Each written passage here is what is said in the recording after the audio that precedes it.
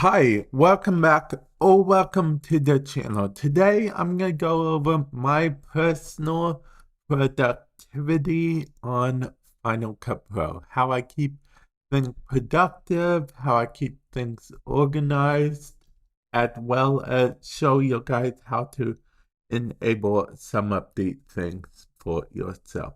So, normally, let's start from the get-go. If this is one of your first times opening Final Cut Pro, chances are you will see something like this. Okay, so let's start with this to begin with, okay? You will see all of these events I have over here. I have this library, which I renamed, which you can rename a library. You can name a library yourself when you first create it and whatnot. The reason I have it named Real Library though is simply because of the fact that I got tired of mixing it up with another library I had. Okay.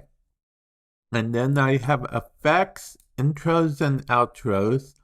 So these are all for my various YouTube channels and projects I work on. Like you'll see even one here for TikTok. So yeah, this is for this channel that you're watching, oddly enough. So I have events for all my channels and projects, or most of them anyway. And then these are the intros and outros for those channels. Now, they're not always an intro on all of them, but I do like to put outros in all of my channels. So, and this is the outro for this channel actually. And then this is an effect folder. So basically, all my effects that I use quite a bit, I actually drag over to here. And this really, what I'm about to show you isn't really a productivity thing per se, but it will save you a lot of time. So if you click on Final Cut Pro and then go to Preferences, you can go to Import and then click on Leave Files in Place, okay?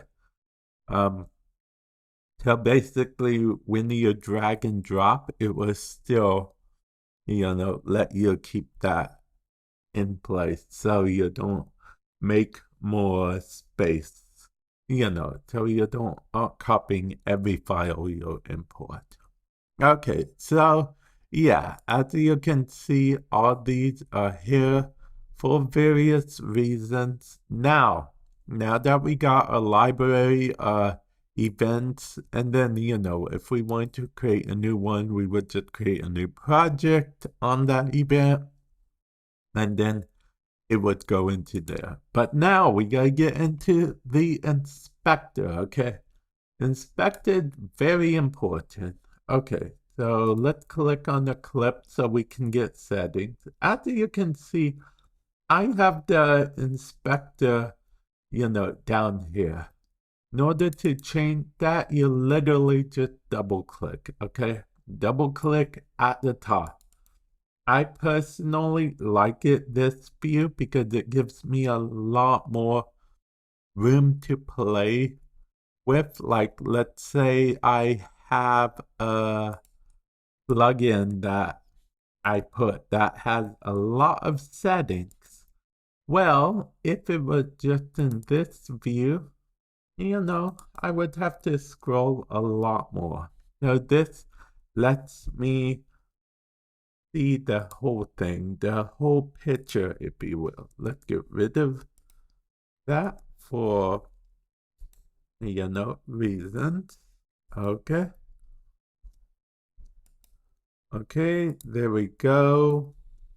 Okay, we are just going to get rid of it the old-fashioned way. Okay. Okay. So next, after that, what we would want to do is then look at our little things here. Okay, so this is basically video skimming. It's a setting that will let you, basically skim to wherever and easily cut whatever. I actually use it often when I'm, you know, showing stuff here, so I can easily cut this area as need be. But that's not the full extension. If I had audio enabled, you can turn on and off this, which would scrub through audio hearing as well. So, I'll be able to hear the audio that I speak with, and, it would just make it easier.